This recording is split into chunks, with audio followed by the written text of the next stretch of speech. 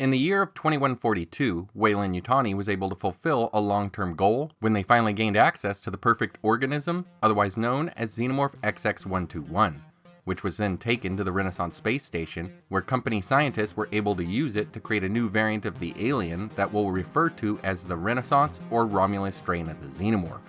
Unfortunately, the alien that they recovered, known affectionately to fans as Big Chap, wasn't dead. It was just damaged and in stasis, and when it finally awoke, its fury and subsequent death would doom the facility. Even so, they were able to study and analyze the creature as it slept, and from its DNA, they were able to bioengineer and print their own facehuggers, giving them access to more aliens. According to James Cameron, the aliens in his film are the same thing as the ones from Alien, except with a slightly changed design, but a lot of the expanded universe material see the two as separate stages of the Xenomorph, with the RPG classifying the examples from Alien and Alien 3 as 4th stage drones, and Cameron's creatures as 5th stage warriors. The ones from Romulus were all drones, either because they were younger or because they were derived from Big Chap, and they had built a rather large hive, but there was no evidence of ovomorphing or a queen to reproduce on their own. The facehugger stage of the strain had a darker skin color than their pale cousins, barbed fingers, and a stinger-like appendage on their tails that are held up like a scorpion when threatened. They were also noted by Andy to be able to hunt using sound and heat signatures, which may or may not be true of other facehuggers. The Romulus chestburster had arms that were more developed than the Nostromo example, like the ones seen by the Colonial Marines on LV-426, though they remain curled up at the creature's sides and may not have been usable yet. Their dome and faceplate were fuller and bulged out when compared to other bursters, and it seemed like it had a hard time getting out of Navarro's chest, only tearing open an exit at first, and then slowly pushing out and falling over. The LA Times Weekly would ask Shane Mahan, a special effects artist and co-founder of Legacy Effects who worked on the film, about paying homage to the original Alien while also breaking new ground, and he said, "We really wanted to pay tribute to Giger's paintings and his artwork. We also wanted the Xenomorph to feel like an offspring of the Queen, even though in the context of the chronological order of the films, this falls between Alien and Aliens. You haven't technically seen the Queen yet, but if you look at the two together, there's a familiar trait of the Queen in our Xenomorph, in the very narrow torso. The tails have always had a bony structure to them, but that's also another artifact of the Queen. The tail is very queen-like." Fede had a lot of ideas about the skin's surface. He wanted it to be very rough and sharp.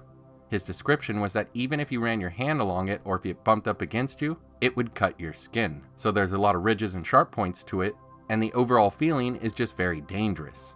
We wanted this film to feel organically new, but to also feel familiar. I think when people think of the original film, the classic thing is the traditional long head that was created, and certainly the silver teeth, and the subliminal skull, which had been gone for a while from the Xenos for some of the films. We wanted to bring some of those elements back, but play with the surface texture so it wasn't just shiny and smooth. We didn't want it to just feel like electrical tubing, housing, and mechanical parts. The biomechanical part was sort of reduced to just purely bio at this point. Now I should mention that I don't think that Shane meant that the Romulus strain of the Xenomorph is not biomechanical, like David's Praetomorph.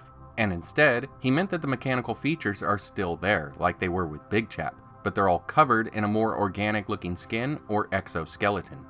Aside from the differences that were mentioned in the article, I'd add that the dorsal pipes on the back of the Romulus aliens are a bit shorter than the ones seen on other creatures, and that the alien on the Nostromo used a plantigrade stance, whereas the Romulus versions have a digitigrade stance. They also have thinner arms and legs, a result of modern suit-making techniques.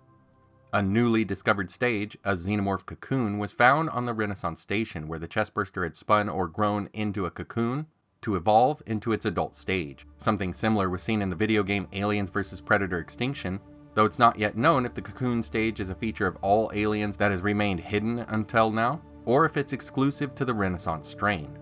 The alien that would become known as the Scorched Alien was truly unique, as it would suffer damage when it was attacked in its cocoon with a taser baton, leaving the taser part in its head, causing severe pain and damage, like its warped and rippled dome and cracked faceplate, similar to the one seen on the Raven Xenomorph from Alien's Colonial Marines.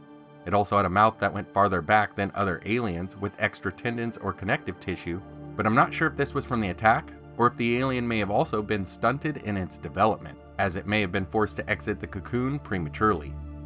The Alien RPG hints that creatures like the Neomorph that were created by the pathogen will live fast and burn out quickly due to their sped up metabolisms. The offspring creature grew incredibly fast, and perhaps the Renaissance aliens would have encountered a similar fate if they weren't all destroyed. But it wouldn't be a total loss for the company, as they were able to unlock the origin of the mysterious engineer pathogen, when they found out that it's the same chemical that the facehuggers inject into their hosts. Thanks for watching, take care, and I hope to see you next time.